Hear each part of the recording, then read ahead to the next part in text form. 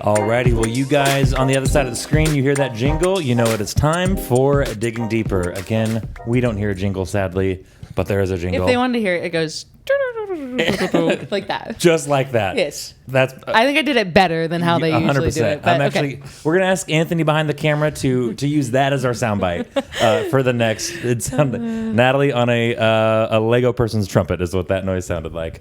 Yeah. So with that being said, we got Nat to my left. Nat, how you doing? Good. All right. Yeah. So Nat actually got to teach on this topic that we're talking about, Sabbath Jubilee downtown. How was that experience? It was fun. Yeah. It was fun just to go back and forth with my dad and teach on that together. And we even have different ideas on what Sabbath should look like and on Jubilee, but we came to the middle on some things. So it was good. It was really fun. I enjoyed it. What went better, the teaching or the barbecue that happened after church? Oh, the barbecue was so fun. Yeah. No, thanks for everyone who came out to the barbecue. It was, a lot of fun. Doug, cooked like over 300 burgers. So wow. It was fun. Yes. Barbecues are the name of the game this summer at a lot of our campuses. I think downtown, Murphy kicked us off. Rogue River, we got a few. It's going to be good. To my right, you've seen him before if you follow Digging Deeper. Rod, how are you? Hey, doing well, thank you. Yes. Did you enjoy both the barbecue and the teaching downtown this weekend? I did. Saturday night was a little cooler than Sunday, though. Yes. So. Yes, it was. I'm going to be honest. I think it's triple digits today here while we're recording, and just the idea of having to go into my truck with like its faux leather seats or whatever, it's stressing me out because I'm going to sweat the whole way home. But yeah, this morning it was already hot as I was leaving. I just turned the car on, went back inside, and waited a few minutes, and then it was all like cooled up. That's good. But don't do it in the city. Your car could get stolen. It could, always keep an eye on the car. Yes. Yeah, cool. Well, we're going to hop right into it. So listeners, we are, this is our second to last message in Leviticus, and we're talking about this idea of Sabbath, Jubilee, rest. So really interesting. And something I've been doing with the God parties that we've been talking about with the guests here is just asking what your favorite thing was about the topic. So just your favorite thing, Natalie, especially as you probably did a little bit more in-depth study, more than somebody who didn't teach. What was just a very unique or interesting thing that both of you guys found about Sabbath year, Jubilee? Yeah. Well, there's one part of the Sabbath that I wish we could have got to in the sermon, but we kind of ran out of time. But this idea that Sabbath is a lot of times meant to be spent in community also. And so in the verse in Leviticus, it says it's a day of sacred assembly.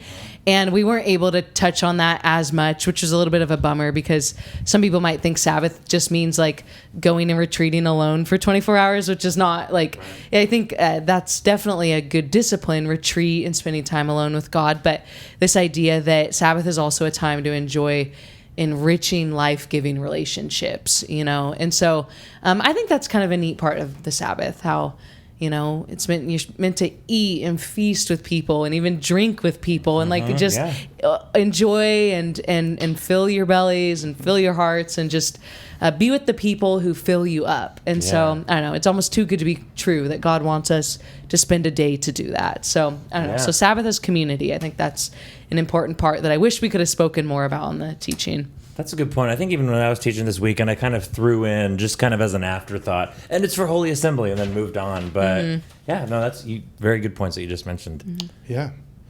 Well, I really love the concept of Jubilee as kind of the reset. We talk about the year of release or whatever, but it's the do-over. It's the mulligan. It's our God of the second chances, who...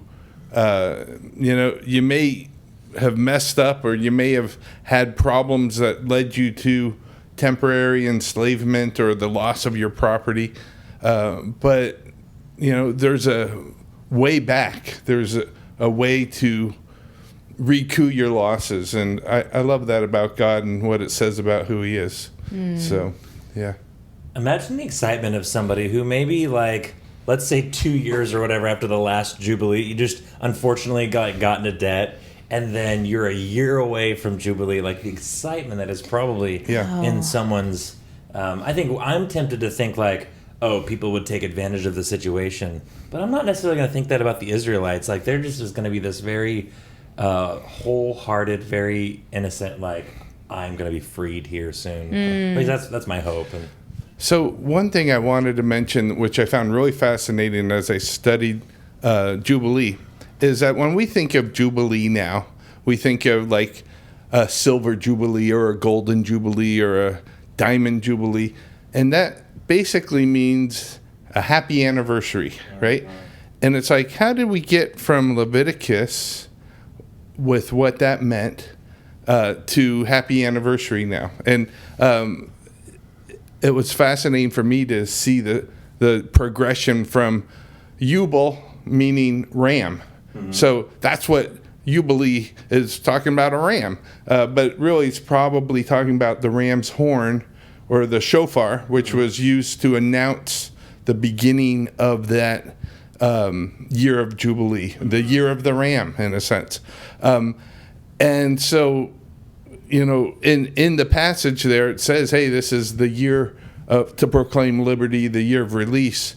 So in the 3rd century BC, like 1,200 years later, some Hebrew or some Jewish Greek scholars translated the Hebrew text into Greek, and they had to choose a word for what Jubal was, and they chose release. And so I know a lot of our preachers this weekend use that word.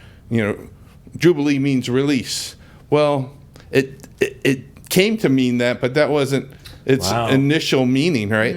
So, okay, now it's the year of release, and that makes sense. But then another strange thing happens in Latin about the 15th century. Jubilare is a Latin word unrelated but very close, similar in sound, and it means to shout for joy. And so in English, we've kind of conflated these phrases of shouting for joy and year of release and the ram and happy year. So it's a happy year of release. And so anyway, just neat to see that progression of that word Jubilee. I'm like, and what does it mean in French and in Italian? That was impressive, Rod. That's awesome. Good in-depth word study. Rod, I appreciate that. Well, and I think it goes to show, I mean, it is a little, I wish I don't know, it's funny that we read the Bible in a language that is so different than it was originally written in. And so how much are we missing out on in that, you know? So yeah, that's a good point. I have a friend who named her daughter Jubilee, and I thought, I don't know, I just wonder if she knows the deepest meaning of that word. I'm sure she does. I'm sure she did her research. Maybe. I was going to say, one time I went to John MacArthur's church, and there was a worship leader named Jubilant Sykes, an African American, and he was great, and he fit his name. But can you imagine? It'd be like being named Joy, and I knew a Joy missionary who never had a smile on her face, right? Man. And so it'd be terrible to be named Jubilant and not be jubilant. Yeah, you know? That's a great point. Yeah. Well, so for the next part of Digging Deeper, I want to do two things. I want to look into the context and then concepts. So, Rod, we're going to start with you and actually look at what these looked like to the Israelites. Sure. And then we're going to transition to kind of a more of a discussion of what this practically looks like in our lives. And listeners, if you don't already practice kind of maybe Sabbath in your life, that would be the pull out the pen and paper part of Digging Deeper, because some cool things I think are going to be discussed. But yeah, real quickly, even and we touched on it a little bit, Holy Assembly, but what did these practically look like to the Israelites? What were they doing on a Sabbath day? Right. So Sabbath, we all know that it talks about no work, but you weren't supposed to travel either. I forget, I don't know if it was indicated specifically in Scripture, but we're just supposed to basically stay home or within 1,000 paces of your house or something. So you weren't supposed to be on safari or on a journey during that time. You weren't supposed to light a fire. Weren't supposed to gather wood or carry a load.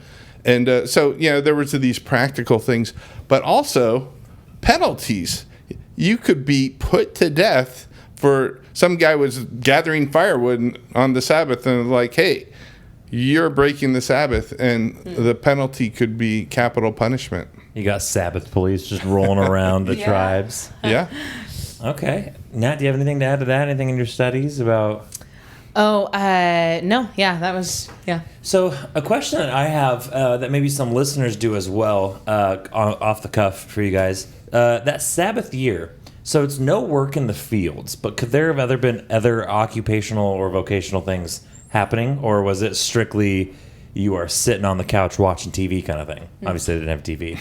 Do you happen to know that, Rod? That's a great question. Of course, this came to Moses at Mount Sinai from the Lord before they'd even entered the Promised Land. And at that point, you had very few artisans or professionals outside of the agrarian economy. So I don't know if the question was really answered that much. Okay. So it's a good question. Okay.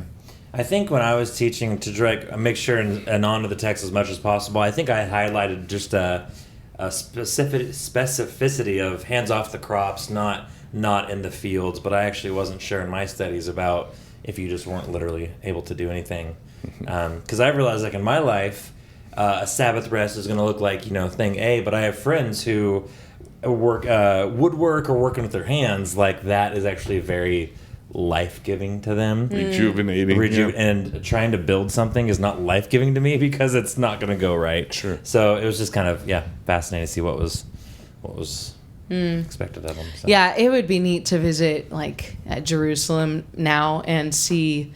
I'm fairly sure that many over there still practice it, and to see at sundown on Friday night, like the streets to be hustling and bustling, everyone getting prepped for the Sabbath, so they're not doing that on Sabbath day, and then everything just to go completely quiet on the Saturday. And I don't know, it would be kind of neat to see that. Yeah. Yeah.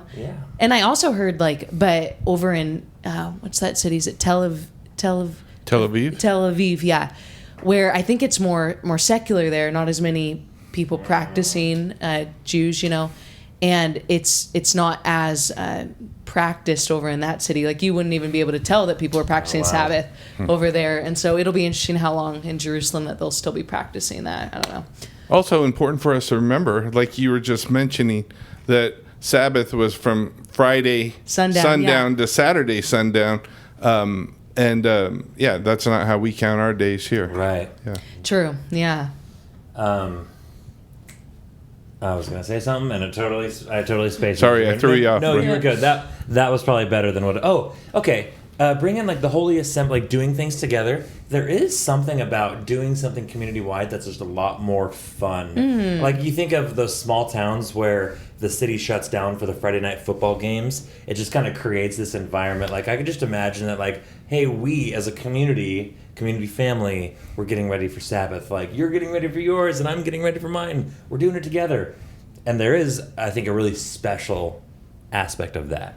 Yeah, even like, not to get all Trinitarian about this, but like God is relationship, right? Like he doesn't have relationships. He is relationship. Like he never existed outside of relationship, And so, this idea that we are drawing on the nature of God when we Sabbath with people, it's like who he is, And so, again, I think for some personalities, it's okay to go retreat on your Sabbath. Maybe that's how you refuel and all that. But I think some sort of community aspect, not to get legalistic about it, but some sort of community aspect is really important on the Sabbath day. So totally agree. Yeah. And I know this is something we've mentioned before where, so my, and we're going to get into in a second kind of more practical stuff, but my Fridays is spent like myself and then like family or very, very close, like you just kind of leave it for that life-giving community. It's like, all right, we're either spending this, just me and Rach, or like, you guys coming over, and it's really fun. That community aspect is fun. But going into it, so that's what the Israelites did. Nat, I want you to lead the charge on this one. What do these concepts look like in our life? So I want to hear kind of some practical actions or rhythms that you guys have in your Sabbath, boundaries you guys set, as well as almost like what this looks like in the daily rhythm of our life. So. Yeah.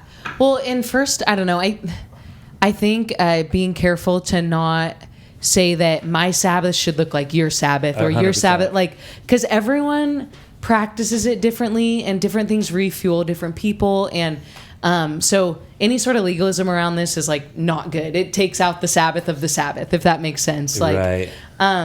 But yeah, no, I know for me, I definitely, I have 2 days off, and one day I try to fill with maybe people that I wasn't able to be with during the week, and the other day I just do like whatever I want to do.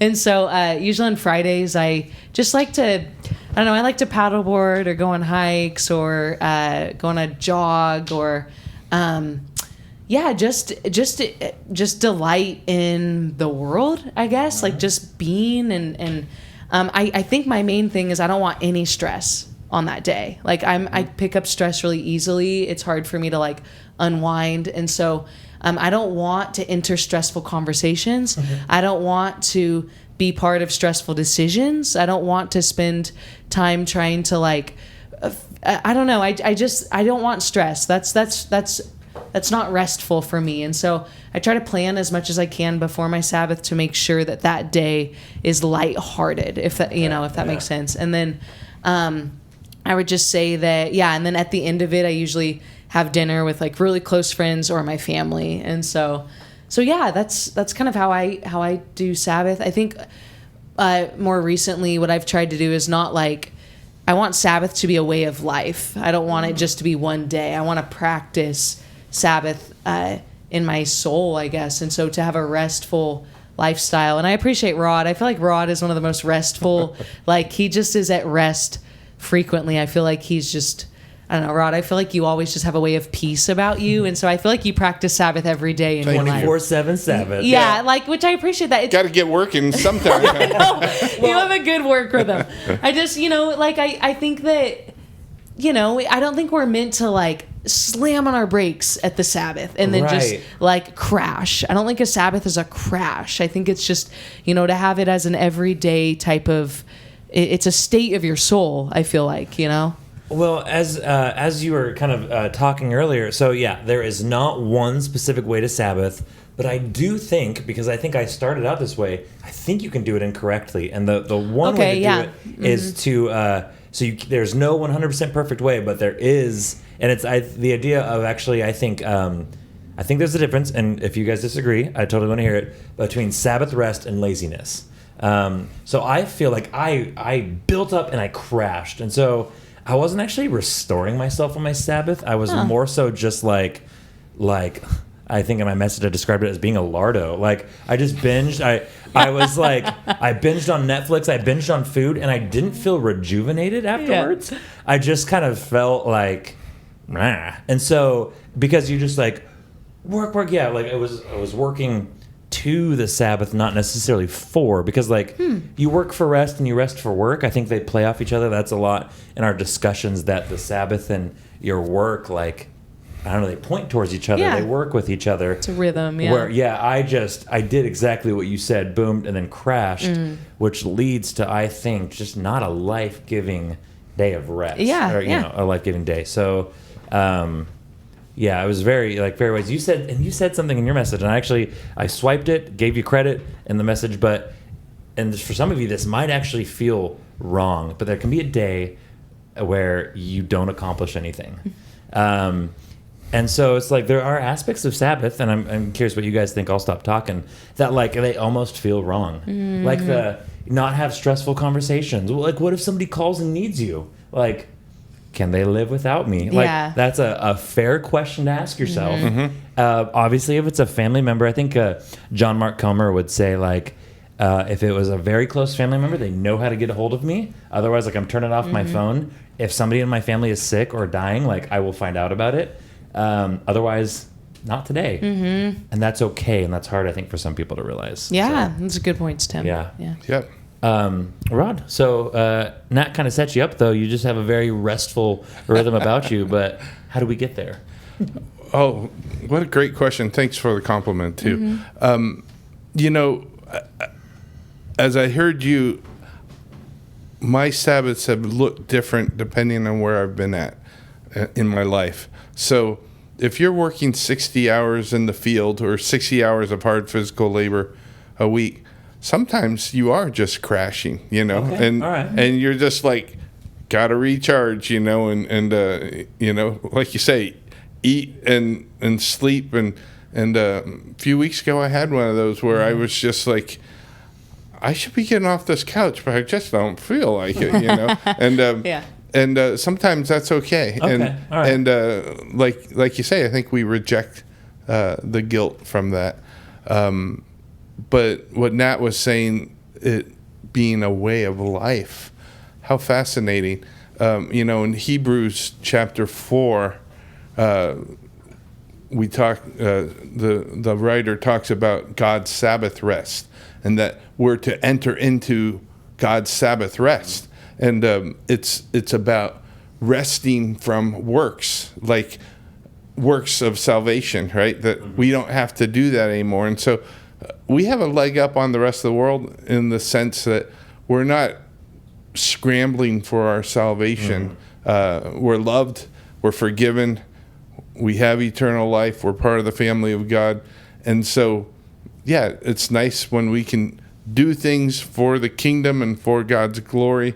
But we don't have to scramble and strive for our very survival or, our crown in a sense. We've got it. Okay. Well said. Yeah. So, and again, this will be the last disclaimer, not like from a legalistic mindset, but I think as we have gone through life of Sabbath, you find that you get fun little habits or rhythms. So I want to know, kind of for you guys, is there something for every week that you Sabbath where you're like, I want to make sure I do this? Like maybe it's I'm going to treat myself to some double chocolate chip ice cream from Udders or Baskin Robbins or something. Like, do you guys have one of those things where you're just like, I wish to participate in this every week that I have Sabbath rest? Do you guys have anything like that? It doesn't have to be something you go do or I don't know, just something. Sorry, I don't. Okay, no, that's fine. Again, this is strictly just a preference. I know for me, I always try to have pizza for lunch. Like that's kind of Oh, that's awesome. Yeah, kind of adopted the term. I know your family that Pizza Friday idea.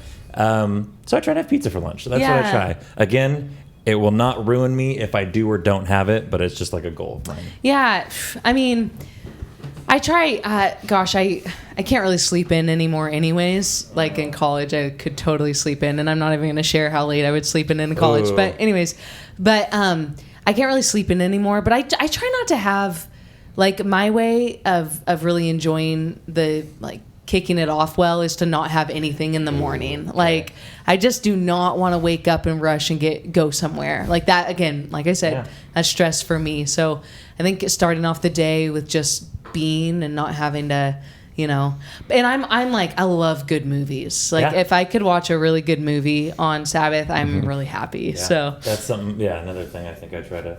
So do you go no alarm, or do you just set your alarm and make sure you have no plans right after? No alarm. Cool. Although I'll probably still wake up at 7 a.m. So once the camera goes off, I'm really curious to see how late she would sleep in college, but we'll leave that for later. yeah. All right. Well, before we move on, any other kind of practical application for Sabbath rest from you guys? Nope, I think that was All right. Do you guys want to maybe try to start something where we do a Sabbath year? We just bring Sabbath year back or bring Jubilee back. That'd be kind of. That's the concept of sabbaticals, right? Yeah. Very.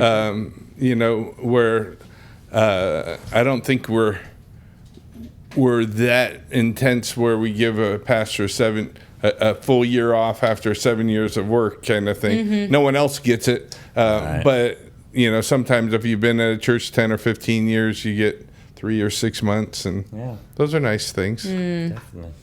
Yeah, I guess I would just say I think it's also a time to enjoy.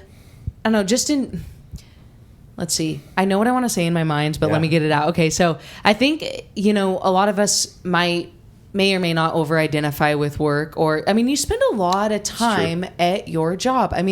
Like for most people, most of your life is spent at your job. Sometimes you spend more time at your job than even at home. Right. And so, but it's a time to not identify yourself with your work, and almost a time to enjoy things outside of work, to where you're more than just what you do. You know what I mean? Okay. And so I think there's so many awesome, fun pleasures that are out there that are good and healthy for the soul.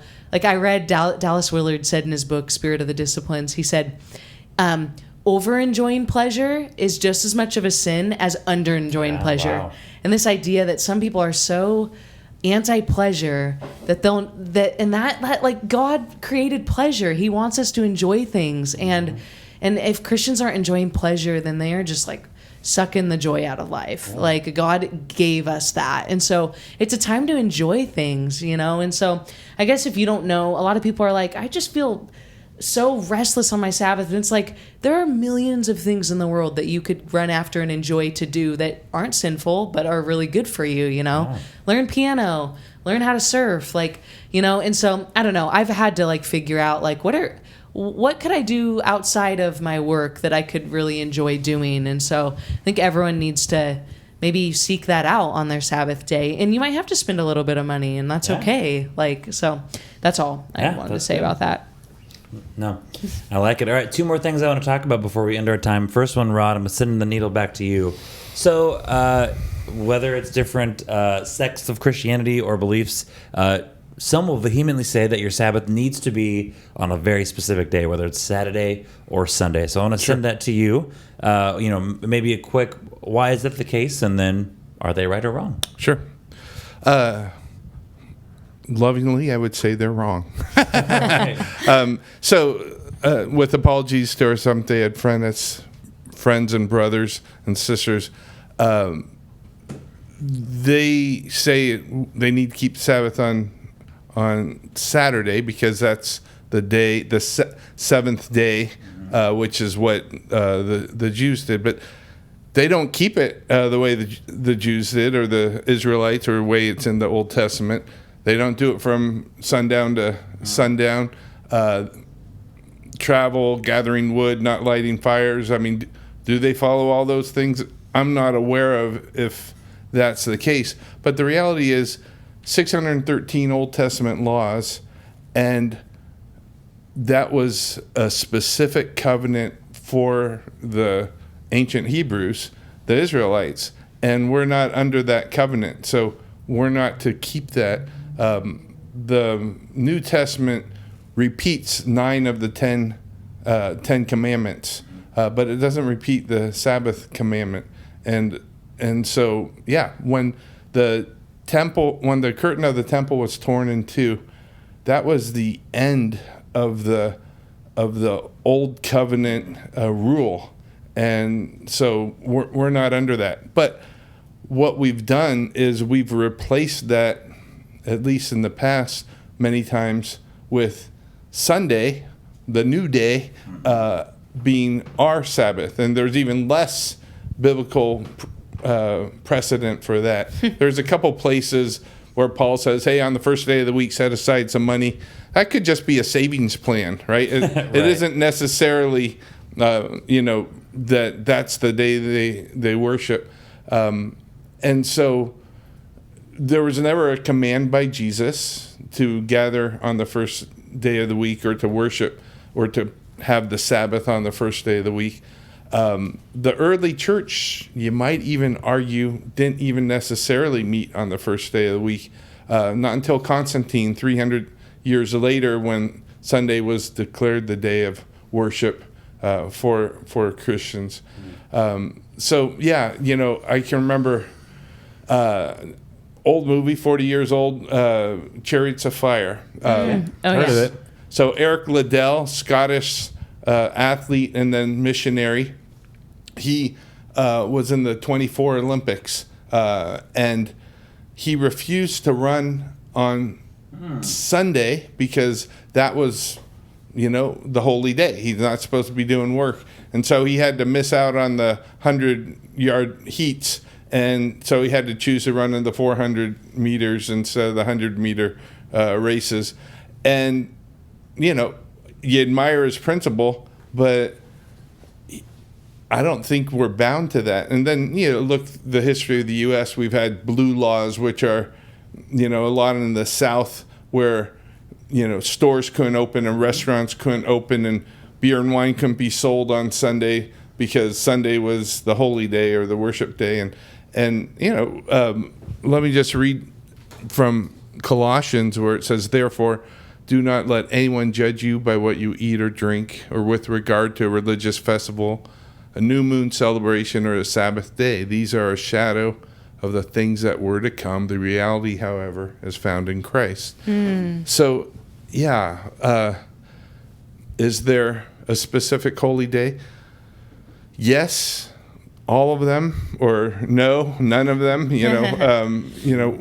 Is there a distinction between the sacred and the holy now? Everything can be sacred in one sense, or sacred and secular, I meant to say, not sacred and holy. But is there a difference? We walk in the holiness of God each day, and so we don't have to set aside one day as the day that we get religious, right? And we've made that mistake over and over again. People go sin on Saturday night and then, go to church or confession on Saturday and clean their or slate. on Sunday, wipe the slate clean. That isn't how it works.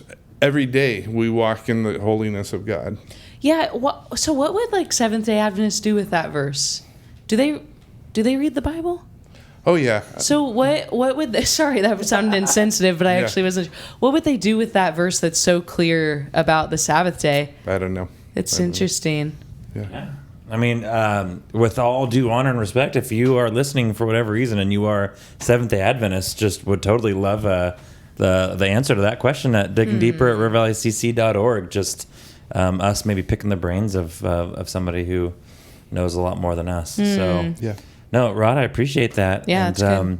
So now I kind of want you to tee off on our last kind of question and a good discussion. And maybe I think I know where this is going based on the nature of our conversation. But what would you say to a Christian who doesn't Sabbath? And then I will put the question on the table: can you not practice Sabbath and be right?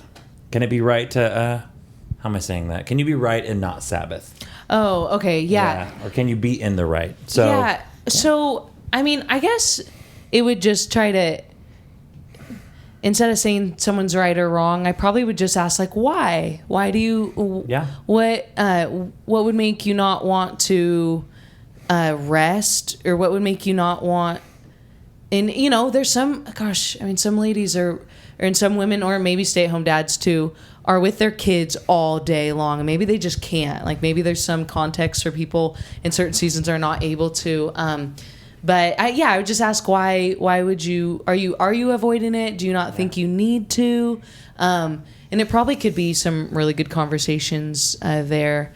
So I'd probably just try to enter into conversation. Right. Just and if they say, well, that's Old Testament law, I would agree. But also, I guess just, ask if they feel like it's, maybe try to reframe it to see it, ask them maybe to not see it as a law, but more an invitation that they can, that God is extending to them, So I don't know if that makes sense. It's that's more a good way to, I like the, sorry, I cut you off. Oh, no, it's okay. Yeah, go for it. Yeah, I want to hear what you have to say to that question, and then maybe even unpack the invitation, because that is a complete way, a different way of looking at it, which I think is really helpful. Yeah. But your thoughts on the original question, Rod?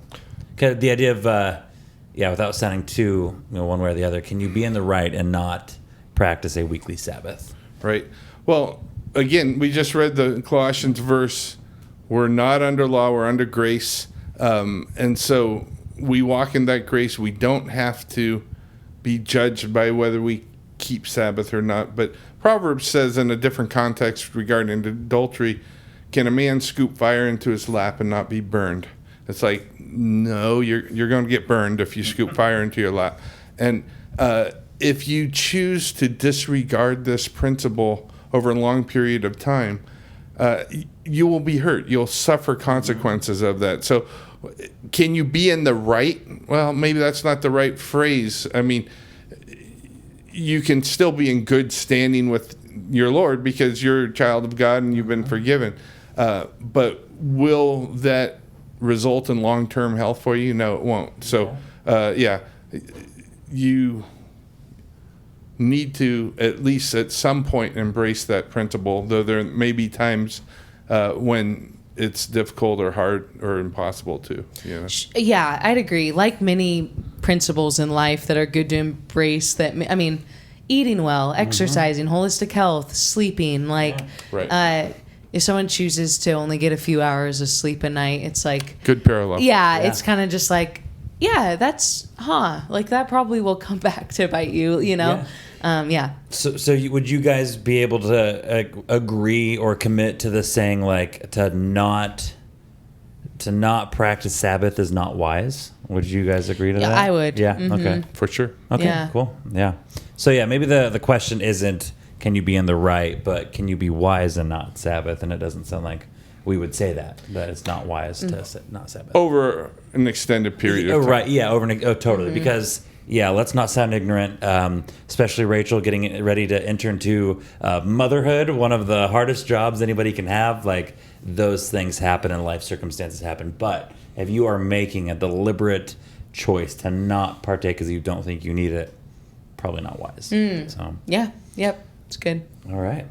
Well, loved picking your guys' brains. And feel free in the next few minutes to add anything that maybe we didn't get to talk about. But I want to hear resources, and I'm excited because I know there's a lot of good resources for our listeners just on this idea of Sabbath rest. Maybe if either of you have something on Jubilee, but I want to hear what you guys got for Keep Digging. What are some resources? I'm sorry, I don't really have any. I read this and I just thought, you know what, doing the word study on Jubilee or the word study on Shabbat or Sabbath, that's really important. I mean, you know, for years I thought Sabbath meant 7. It means rest, but it's you're always resting on the 7th day supposedly in the Old Testament, and so those things get conflated and kind of combined. But good to see how it gets used, and then you get all the way to Hebrews, and Sabbath takes on whole macro meanings, you know, meta narrative meanings in Hebrews, and so neat to see the progression of the meaning of Sabbath in Scripture. Yeah. Well, yeah, even just going through, like you just said, going through Leviticus and really reading verbatim what is being asked of the Israelites is fascinating, because you kind of said a good study. So, Yeah. So I read a book 2 years ago called Subversive Sabbath. It's by a guy named A.J. Swoboda, and he's a professor actually at Northwest Christian University up in Eugene. So good. Or now he's a pastor in Portland. But anyways, such a good book. I mean, he just unpacks Sabbath. You know, Sabbath for your soul, Sabbath for your family, Sabbath for the marginalized, Sabbath as resistance, like all these types of different ways to look at Sabbath. And he might actually say, like, it's a sin if you don't keep the Sabbath. Like, but I don't know. I read the book first. That's what I would say. Yeah. So. Okay. But yeah, really good. I liked it. Okay. And that's the main one? You got any others before? Oh, gosh. I mean, yeah, I'm a huge fan of Ruth Haley Barton. She writes a lot of books on retreating, like how that, and I would tie retreat into my Sabbath, like time away, just to unwind a little bit. And then she talks about like a lot of spiritual disciplines that I think go into a Sabbath in a way. So not fasting though. Don't fast on your Sabbath. Okay. I'm sorry. Right. I just don't think you should fast on your Sabbath. But that maybe is another podcast. Oh, well, like in 1 or 2 sentences, can I hear why? Or is sure. it more to unpack? Well, the Jews never fasted on their Sabbath. And I don't know. I think okay, personal opinion. This is not opinion of River Valley Church. Okay. I just think Sabbath is like a time to enjoy and relax and rest and like enjoy God's the beautiful things in your life. I don't want to be hungry on my Sabbath. Like I don't want to. Yeah, in one way, fasting is a time to feast on the Lord and all that. But I think it's meant for a different type of. It's a discipline for a different day. Well, I know that there have been families where mom doesn't cook on Sabbath, right? So you're not fasting, but you're doing like popcorn or grilled cheese and tomato soup or something. Or local pizza or something. Yeah. But I think that's a nice tradition as well. I mean, we've gotten away from mom cooking every meal anyway, but back in the day, you know, mom gets tired of cooking, you know, meals every night of the week, and so Sunday was her rest day from cooking a meal. I think I've heard of some families the whole family is participating in the meal on Sabbath. Like that's their night where they choose to do a family meal, and so. Yeah, I'm with you, but it's probably more due to my affinity for food. Yeah, totally. So before we go, my pitch into the resources, another Portland pastor, John Mark Comer, Ruthless Elimination of Hurry, one of those where like Rachel read it first, and I kind of felt like I read it because she was reading all the highlights, and there's just so many highlights, but a lot of really practical ways to just slow your life down from the idea of even like putting your phone to bed is a big thing he talks about. After a certain time, you do not touch your phone. And as I go touch my phone, as a millennial, that's really hard. And so that's, a lot of really good practical stuff in that. That was a big game changer for us as a couple. So real quick, what do you guys think about turning your phone off on your Sabbath? I support the discipline that people have, but for me, I think now this might be a very millennial answer, and if you disagree, I'm not gonna like say you're wrong, but I still like the community aspect that my phone brings, and I still like maybe to see how people are doing or to communicate with friends. So I keep my phone on. I definitely stay away from certain apps like the email app and stuff, but yes. I keep my phone on mainly for just the communication purposes with friends. Mm-hmm. Me too. With a mom and 3 adult children out of state, you know, that's my day to talk to them as well. You know? So, yeah, that's good. Now there might be a little bit of a fear that I should maybe address of the idea of like FOMO or the idea of like, can the world go on without me? I think that's something that I'm tempted to feel, but I keep my phone on. So. I think I'm in the same boat. There's certain things that I want to avoid on my phone on my day off, you know, email and, you know, even just deep, you know, trying to work out problems, you know, through texting, which probably should never happen anyways. But, but my little brother, he turns his phone off on his Sabbath, and I really appreciate that. You know, it means he won't text me back for a good 48 hours, but I do appreciate that out of him. Like, but that's rest for him, you know? So. To each their own on that. And, that is very cool. That is probably a spot where I will never get to, and I don't know if I want to get there. Yeah. So, all right, Rod, Nat, thank you guys so much. This is fun. It's our joy. We will do it again for Sounds sure good. with this trio. Big fan. Listeners, hope you guys learned something about the Sabbath. If you have any questions, you know the email. See you later.